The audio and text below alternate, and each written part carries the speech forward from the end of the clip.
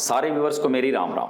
आप सबको पता चल ही गया होगा कि हेड कांस्टेबल मिनिस्टीरियल इन दिल्ली पुलिस की वैकेंसीज निकली हुई है। तो भाई आप इसका फॉर्म भर दो। जिन्होंने भर दिया वो तैयारी में लग गए होंगे, जिन्होंने नहीं भरा वो फटाफट भर के तैयारी में लग जाओ। तो तैयारी करने के लिए सबसे पहले आपको एग्जाम पैटर्न का पता होना बड़ा जरूरी है। इसलिए आज की वीडियो में मैं आपसे दो बातें करूंगा। एक तो इस एग्जाम का एग्जाम पैटर्न और दूसरा भाई वेटिंग लिस्ट, क्योंकि वेटिंग लिस्ट के बारे में भी लोगों के बहुत कमेंट्स आते हैं। इसलिए मैं आज एग्जाम पैटर्न और वेटिंग लिस्ट की इस वीडियो में बात करूंगा। इस दो बातें करने से पहले उन कैंडिडेट्स को जिनको इस वैकेंसीज के बारे में पता नहीं है उनको शॉर्ट में बता दूं कि इसको फॉर्म फिल करने की लास्ट डेट है 6/2022। तो भाई इसमें मेल जो कैंडिडेट्स हैं उनकी वैकेंसीज हैं other than ex serviceman. Ex serviceman को छोड़ दो, बाकी सारी कैटेगरीज की मिला के 503, और इन 503 वैकेंसीज में से 15 वैकेंसीज पीडब्ल्यूडी के लिए रिजर्व की जाएंगी और एक्स सर्विसमैन की वैकेंसीज हैं 56, यानी टोटल मेल वैकेंसीज हो गई 559 और फीमेल कैंडिडेट्स की वैकेंसीज हैं 276, जिसमें 8 रिजर्व की जाएंगी किसके लिए? पीडब्ल्यूडी के लिए। ये जो 276 हैं ये सब कैटेगरीज के मिला के हैं।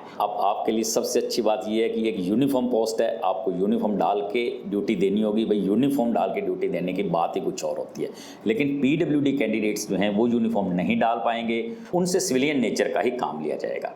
अब अगर इसमें मैं एज की बात करूं तो इस फॉर्म फिलअप करने के लिए जो एलिजिबिलिटी एज क्राइटेरिया है वो है 18 से 25 साल, यानी आपकी एज 18 से 25 साल के बीच होनी चाहिए और ये एज 1/1/2022 को देखी जाएगी। और अगर मैं क्वालिफिकेशन की बात करूं तो इसमें 10+2 क्वालिफिकेशन मांगी गई है और ये क्वालिफिकेशन कंप्लीट होनी चाहिए जिस दिन आपको फिल करना है अपना फॉर्म फिल करने वाले दिन आपके पास 10+2 पास होना चाहिए। ये कोई नहीं कह सकता भी मेरा एग्जाम दिया हुआ है मैं पास हो जाऊंगा, वो प्रोसेस में है, रिजल्ट आ जाएगा। नहीं, आपके पास रिजल्ट वगैरह आने के बाद आपके पास 10+2 की डिग्री सर्टिफिकेट होना चाहिए, यानी आपके उस दिन तक 10+2 हर तरह से कंप्लीट होनी चाहिए। अब जो आज की वीडियो में मैंने दो बातें करनी है, तो पहली बात के बारे में पहले बात करेंगे एग्जाम पैटर्न पर। इससे पहले एक जरूरी बात, अगर आप एसएससी या आरआरबी की तैयारी कर रहे हैं तो ओली बोर्ड लाया है आपके लिए फ्री मॉक टेस्ट्स। ये टेस्ट्स आप 21 और 22 मई को दे सकते हैं। इन फ्री टेस्ट के लिंक डिस्क्रिप्शन में है। ये टेस्ट बिल्कुल लेटेस्ट पैटर्न पर बेस्ड हैं। हर एक क्वेश्चन का डिटेल्ड सॉल्यूशन भी आपको मिलेगा। डिटेल्ड एनालिसिस से आप अपना स्कोर काफी इंप्रूव कर पाएंगे। साथ ही साथ इस टेस्ट को देने से आपको अपनी ऑल इंडिया स्टैंडिंग का भी आइडिया लग जाएगा। तो इस फ्री टेस्ट को जरूर दो, अपना स्कोर इंप्रूव करो। जो इसका एग्जाम पैटर्न है वो 4 स्टेजेस में आपका एग्जाम होगा। पहला होगा कंप्यूटर बेस्ड एग्जाम जो एसएससी कंडक्ट कराएगी। जो कैंडिडेट्स इस एग्जाम को क्वालिफाई कर लेंगे उनको पीई एंड एमटी के लिए बुलाया जाएगा, यानी फिजिकल एंड्यूसमेंट एंड मेजरमेंट टेस्ट के लिए। क्वालिफाइंग नेचर का होगा, दिल्ली पुलिस कंडक्ट कराएगी। इस बार टाइपिंग टेस्ट भी जो है दिल्ली पुलिस कंडक्ट कराएगी, लेकिन वो 25 नंबर का होगा और 10 मिनट उसके लिए आपको समय मिलेगा। और उसकी जो चौथी स्टेज होगी वो होगी कंप्यूटर फॉर्मेटिंग की। ये भी एक क्वालिफाइंग नेचर का होगा और ये भी दिल्ली पुलिस कंडक्ट कराएगी। जो कंप्यूटर बेस्ड एग्जामिनेशन है 100 क्वेश्चंस आएंगे, जिनके 100 ही नंबर होंगे, यानी एक क्वेश्चन 1 नंबर का, और इसको करने के लिए 90 मिनट का टाइम मिलेगा। यानी आपकी स्पीड का होना बड़ा जरूरी है, क्योंकि 1 मिनट भी पूरा आपको एक क्वेश्चन के लिए नहीं मिलेगा। और इसमें सबसे बड़ी बात भाई नेगेटिव मार्किंग है, और नेगेटिव मार्किंग बहुत जबरदस्त है। हर एक गलत क्वेश्चन के 0.5 मार्क्स कट जाएंगे। जैसे आपके एसएससी में सीजीएल, सीएचएसएल, एमटीएस का तो 0.25% कटते हैं, लेकिन इसमें 0.5% मार्क्स कटेंगे। इसलिए मैं आपको ये राय दूंगा कि इस पेपर को देने के लिए गैसवर्क और तुक्का कम से कम लगाना है। जो आपको आंसर सही से आते हो, क्वेश्चंस वही आपको अटेम्प्ट करने हैं, उनके सही से आंसर देने हैं। हाँ, जहां मल्टीपल चॉइस में आपको 2 में कोई डाउट हो जाता है कि ये या ये, वहीं आप रिस्क ले सकते हो, वहीं आप गैस वर्क कर सकते हो। अदरवाइज आप तुक्का और गैस वर्क इसमें मत करना भाई, तभी आपके अच्छे मार्क्स आएंगे। नहीं तो 0.5 मार्क्स, 0.5% नहीं, 0.5 मार्क्स हर गलत क्वेश्चन के आपके कट जाएंगे। एसएससी ने अपने नोटिफिकेशन में बताया कि ये एग्जाम सितंबर में होगा। अभी इसकी एग्जैक्ट डेट नहीं आई, लेकिन मंथ उन्होंने सितंबर बता दिया है। जैसे इसकी डेट आएगी मैं आपको वीडियो बना के इन्फॉर्म कर दूंगा। और इस एग्जाम को देने के सेंटर ऑल ओवर इंडिया बनाए गए हैं। आपको अपने एप्लीकेशन फॉर्म में 3 प्रेफरेंसेस भरने हैं, प्रेफरेंस 1, प्रेफरेंस 2, प्रेफरेंस 3। और जो प्रेफरेंस सेंटर के भरोगे, एसएससी की पूरी कोशिश रहेगी कि आपको वही प्रेफरेंस दी जाए, आपके घर के आसपास आपको सेंटर मिले। अब इस एग्जाम के बारे में बताऊं तो इस एग्जाम में 4 पार्ट होंगे। इस पेपर के 4 पार्ट होंगे। पहला पार्ट होगा जनरल अवेयरनेस, जिसके 20 क्वेश्चन आएंगे और 20 ही नंबर का ये पार्ट होगा। दूसरा पार्ट होगा इसमें क्वांट यानी मैथ्स, जो मैथ्स का पार्ट होगा उसके भी 20 ही क्वेश्चन आएंगे और 20 ही नंबर का ये पार्ट भी होगा। तीसरे पार्ट की बात करें तो जनरल इंटेलिजेंस यानी रीजनिंग, ये भाई 25 क्वेश्चन इस पार्ट से आएंगे और 25 नंबर का ही ये पार्ट होगा। चौथा पार्ट जो आपका होगा वो इंग्लिश लैंग्वेज का होगा, इसमें से भी 25 ही क्वेश्चन आएंगे और 25 ही नंबर का ये पार्ट होगा। पांचवा होगा कंप्यूटर फंडामेंटल्स का, 10 नंबर का होगा और 10 ही क्वेश्चन इसमें से आएंगे और इसमें बेसिक क्वेश्चन MS वर्ड के बारे में, MS पावर पॉइंट के बारे में, इंटरनेट के बारे में, वेब ब्राउजिंग वगैरह के, इनके मेन फंडामेंटल से ही क्वेश्चन आएंगे, बेसिक क्वेश्चन आएंगे, कोई ज्यादा टफ क्वेश्चन इसमें नहीं आएंगे। तो अब टोटल आपके हो गए 100 क्वेश्चन और 100 ही मार्क्स का होगा ये पेपर। जो कैंडिडेट इस पेपर को क्वालिफाई कर लेगा, कट ऑफ में जिसका नाम आ जाएगा, उसको PE एंड MT के लिए बुलाया जाएगा। और आपको बता दूं कि जितनी वैकेंसीज होगी उसके 20 टाइम्स कैंडिडेट को क्वालिफाई किया जाएगा PE एंड MT के लिए। ये टेस्ट दिल्ली में ही होगा। आप इंडिया के किसी भी कोने में अगर रहते हैं तो वो मायने नहीं रखता, आपको ये टेस्ट तो आके दिल्ली में ही देना होगा। पहले होगा PE यानी फिजिकल एंड्योरेंस टेस्ट, इसके 3 पार्ट होंगे भाई। पहला होगा रेस, दूसरा लॉन्ग जंप और तीसरा हाई जंप। जो रेस है वो मेल कैंडिडेट्स के लिए 1600 मीटर करनी होगी और उन्हें समय मिलेगा 7 to 9 मिनट्स। फीमेल के 800 मीटर की रेस लगानी होगी और समय मिलेगा 5 to 7 मिनट्स। अब ये अलग अलग जो आप टाइम कह रहे हो 5 to 7 मिनट्स या 7 to 9 मिनट्स, क्यों? ये अलग अलग एज ग्रुप को अलग अलग टाइम मिलेगा। अगर मैं यहाँ सारी डिटेल बताऊँ तो वीडियो बड़ी लंबी हो जाएगी। अगर आपको चाहिए तो इसकी अलग से मैं वीडियो बना दूँ। अब जो रेस को क्वालिफाई कर लेंगे, जो नहीं कर पाएंगे वो तो बाहर हो ही जाएंगे। जो इसको क्वालिफाई कर लेंगे उनको फिर लॉन्ग जंप के लिए बुलाया जाएगा। और जो लॉन्ग जंप है वो मेल को करना होगा 10.5 से 12.5 फुट, फीमेल को करना होगा 7 से 9 फुट। और इसको करने के 3 चांस मिलेंगे, 3 में से 1 चांस में आपको कम से कम इस टेस्ट को क्वालिफाई करना है। और जो लॉन्ग जंप को क्वालिफाई कर लेंगे, लॉन्ग जंप जिनका सही हो जाएगा, जो इसमें पास हो जाएंगे, उनको फिर हाई जंप के लिए बुलाया जाएगा। वो जो हाई जंप है, मेल्स को 3 से 3.5 फुट हाई जंप करनी होगी और फीमेल को 2.25 से 3 फुट के बीच करनी होगी। यानी इसके लिए भी आपको 3 चांस मिलेंगे और 1 चांस में आपको ये करनी ही होगी। अगर आप इसको क्वालिफाई नहीं कर पाएंगे तो वही अगले टेस्ट के लिए नहीं जा पाएंगे, यहीं से आपको बाहर कर दिया जाएगा। अब जो इन तीनों स्टेजेस को पार कर लेगा, यानी इस टेस्ट को पार कर लेगा, फिजिकल एंड्योरेंस जिसकी क्वालिफाई हो जाएगी, उसको फिजिकल मेजरमेंट टेस्ट के लिए बुलाया जाएगा। और मेजरमेंट के लिए मैं बता दूं कि मेल्स की हाइट और चेस्ट दोनों मेजर होंगी। मेल्स की हाइट चाहिए 165 सेंटीमीटर, 165 सेंटीमीटर से ऊपर कितनी हो, मिनिमम 165 सेंटीमीटर चाहिए। और चेस्ट उनकी मिनिमम 78 सेंटीमीटर चाहिए और मिनिमम 4 इंच उनको फुलानी है। यानी फुलाने से पहले 78 सेंटीमीटर मिनिमम और फुलाने के बाद मिनिमम 82 सेंटीमीटर उनके चेस्ट चाहिए।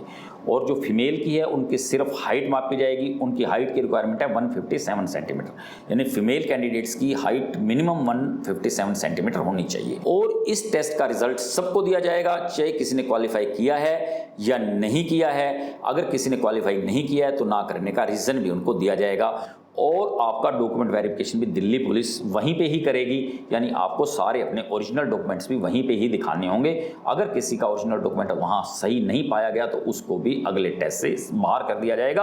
अब एग्जाम पैटर्न की बात करूं तो इससे नेक्स्ट स्टेज आती है आपकी टाइपिंग टेस्ट। ये भी दिल्ली पुलिस द्वारा कंडक्ट कराया जाएगा और इसके मार्क्स आपके मेरिट में जुड़ेंगे। तो ये 25 नंबर का होगा टेस्ट, जिसके लिए आपको 10 मिनट मिलेंगे। इंग्लिश की टाइपिंग करनी है उनको 30 वर्ड्स पर मिनट और जिन्होंने हिंदी की टाइपिंग करनी है उन्हें 25 वर्ड्स पर मिनट। और जो इसमें मार्क्स मिलेंगे वो आपकी स्पीड पे अकॉर्डिंगली मिलेंगे। जिसकी स्पीड ज्यादा उसके ज्यादा मार्क्स, जिसकी स्पीड कम उसकी कम मार्क्स, जिसकी एक्यूरेसी ज्यादा उसके ज्यादा मार्क्स, जिसकी एक्यूरेसी कम उसके कम मार्क्स। और भाई इस पेपर की जो चौथी स्टेज होगी वो होगी कंप्यूटर फॉर्मेटिंग। ये भी दिल्ली पुलिस द्वारा ही कंडक्ट कराई जाएगी और ये भी क्वालिफाइंग नेचर की होगी। मेरिट लिस्ट में इसको ऐड नहीं किया जाएगा, इसमें कोई मार्क्स नहीं मिलेंगे, सिर्फ आपको क्वालिफाई करना है ये टेस्ट। और जो आपकी मेरिट लिस्ट बनेगी भाई, वो मेरिट लिस्ट आपके 100 नंबर तो हो गए कंप्यूटर बेस्ड टेस्ट के, 25 नंबर हो गए इस टाइपिंग टेस्ट के। और इसमें कुछ प्रेफरेंशियल मार्क्स भी कुछ प्रेफरेंशियल कैंडिडेट्स के जुड़ेंगे, जैसे स्पोर्ट्स कोटे वाले हैं या अदर्स। अगर इसके बारे में बताओगे तो मैं अलग से वीडियो बना दूंगा आपके लिए। और जिसका मेडिकल टेस्ट होगा वो भी दिल्ली पुलिस ही कंडक्ट कराएगी। यानी हर आदमी की जो हेल्थ है वो साउंड होनी चाहिए, कोई उसको पुरानी क्रोनिकल डिजीज नहीं होनी चाहिए। और सबसे बड़ी बात है आई विजन 6/12 होनी चाहिए। चाहे वो विद ग्लासेस हो या विदाउट ग्लासेस हो। आप चश्मा लगाते हैं तो भी नो प्रॉब्लम, लेकिन आपकी विजन 6/12 होनी चाहिए। अगर आप चश्मा नहीं लगाते तो भी नो प्रॉब्लम आपकी, लेकिन जो विजन है वो 6/12 होनी चाहिए। और जो मैंने आपको कंप्यूटर फॉर्मेटिंग टेस्ट बताया जो दिल्ली पुलिस कंडक्ट कराएगी, उसमें MS वर्ड 10 मिनट्स में आपका 10 मिनट्स के लिए MS वर्ड का टेस्ट होगा, 10 मिनट्स के लिए MS एक्सेल का और 10 मिनट्स के लिए MS पावर पॉइंट का, यानी 10+10+10 तीनों सेक्शन के लिए 10-10 मिनट्स का ये पेपर होगा जो सिर्फ क्वालिफाइंग नेचर का होगा। अब जब ये सारे टेस्ट आपके हो जाएंगे, सब चीज़ को क्वालिफाई आपने कर लिया, तो जो आपकी मेरिट मैंने बताया है कंप्यूटर बेस्ड टेस्ट प्लस ये टाइपिंग टेस्ट के मार्क्स प्लस प्रेफरेंशियल मार्क्स सबको जोड़ने के बाद आपकी मेरिट आएगी। और जितने कैंडिडेट्स लेने होंगे, जितनी वैकेंसीज होंगी, उतने ही कैंडिडेट्स को इसमें क्वालिफाई किया जाएगा और उनको उनका अपॉइंटमेंट लेटर मिल जाएगा। अब जो हमने दूसरी बात करनी है वेटिंग लिस्ट के बारे में, और वेटिंग लिस्ट के बारे में पहले मैं आपको बताऊं कि वेटिंग लिस्ट होती क्या है, ये क्यों बनाई जाती है। भाई वेटिंग लिस्ट वो एक लिस्ट होती है जिसमें जिस कैंडिडेट का नाम होता है वो सिलेक्टेड तो नहीं होता, लेकिन वो रिजेक्टेड भी नहीं होता। तो फिर क्या होता है भाई, वो सिलेक्टेड रिजेक्टेड नहीं होता, उसका भाग्य डिपेंड करता है कि अगर कोई सीट खाली होती है तो वो उसको सीट दे दी जाएगी और उसको सिलेक्शन मिल सकती है, उस वक्त पे वो सिलेक्टेड हो जाएगा, अदरवाइज वो सिलेक्टेड नहीं है। और इसको इसलिए बनाया जाता है कि भाई कोई भी इंस्टीट्यूशन इतना खर्च करके आप लोगों का एग्जाम कंडक्ट कराती है, इतना समय टाइम पैसा वेस्ट होता है, और फिर उसमें पूरे कैंडिडेट्स ना आए, पूरी सीट्स फिल ना हो, तो वो काम कैसे कराएगा, उनका सब कुछ वेस्ट हो जाएगा। तो भाई वो वेटिंग लिस्ट बनाई जाती है ताकि बहुत से बच्चे जो किसी रीजन ज्वाइन नहीं कर पाते, जैसे मान लो कोई फर्दर स्टडीज के लिए चला गया, कोई अब्रॉड चला गया, किसी को कोई और पोस्ट मिल गई, किसी की भगवान ना करे इन बिटवीन डेथ हो गई, या कोई भी रीजन किसी का मन बदल गया कि मुझे ये पोस्ट नहीं लेनी, वो खाली रह जाती है, या ज्वाइन करने के बाद किसी का मन बदल गया, नहीं यार ये पोस्ट मेरे लिए नहीं बनी, मुझे पसंद नहीं, मुझे नहीं जाना, या ज्वाइन करने के बाद उसको कहीं अच्छा ऑफर आ जाता है, चला गया, एनी हाउ कोई भी रीजन हो, अगर वो सीट खाली हो जाती है तो फिर जिन बच्चों का नाम इस वेटिंग लिस्ट में होता है उनको बुलाया जाता है और उनको अपॉइंटमेंट लेटर, उनका मेडिकल वगैरह लेके उनको अपॉइंटमेंट लेटर दे दिया जाता है। तो आपको मैं बताऊं तो SSC, CGL, CHSL, MTS में कोई वेटिंग लिस्ट नहीं होती, लेकिन इस पोस्ट पे वेटिंग लिस्ट है। और वेटिंग लिस्ट कितनी होगी भाई, जितनी वैकेंसीज हैं उसके 15% लोगों को वेटिंग लिस्ट में डाला जाएगा। हर कैटेगरी के 15% लोगों को वेटिंग लिस्ट में डाला जाएगा, लेकिन ये वेटिंग लिस्ट अपलोड नहीं होगी, आपको नहीं पता चलेगा कि आपका नाम वेटिंग लिस्ट में है या नहीं है। ये वेटिंग लिस्ट SSC बना के एक बंद लिफाफे में भेज देगी। इस वेटिंग लिस्ट को रिजर्व पैनल का भी नाम दिया गया। इस रिजर्व पैनल में जिन जिन बच्चों का नाम होगा या सील्ड कवर में उनका नाम दिल्ली पुलिस को भेज दिया जाएगा, और जैसे जैसे दिल्ली पुलिस के पास वैकेंसीज बनेगी इसमें से बच्चों को बुला के अपॉइंटमेंट लेटर दे दिया जाएगा। अब इस वेटिंग लिस्ट या रिजर्व पैनल की वैलिडिटी कितने समय तक रहेगी, इसकी वैलिडिटी 2 इयर्स या नेक्स्ट पोस्ट जब भी एडवर्टाइज होती हैं उनमें से जो भी पहले डेट आएगी उस डेट तक इसकी वैलिडिटी होगी। यानी इतने समय के बीच में अगर दिल्ली पुलिस का कोई जवान छोड़कर चला गया, कोई हेड कांस्टेबल की सीट खाली हो गई, मिनिस्ट्रियल की जिस पोस्ट के लिए पेपर है हेड कांस्टेबल मिनिस्ट्रियल की कोई सीट खाली होती है, तो इसमें से उनको बुलाया जा सकता है और अपॉइंटमेंट लेटर दिया जा सकता है। मेरे हिसाब से ये दोनों बातें जो मैंने बताई हैं आपको क्लियर हो गई होंगी। फिर भी आपका कोई क्वेश्चन हो कमेंट कर देना, मैं जवाब दूंगा। और किसी भी टॉपिक पे अगर आपको और वीडियो चाहिए तो भी कमेंट कर देना, मैं जल्दी ही वीडियो ले आऊँगा। Thank you.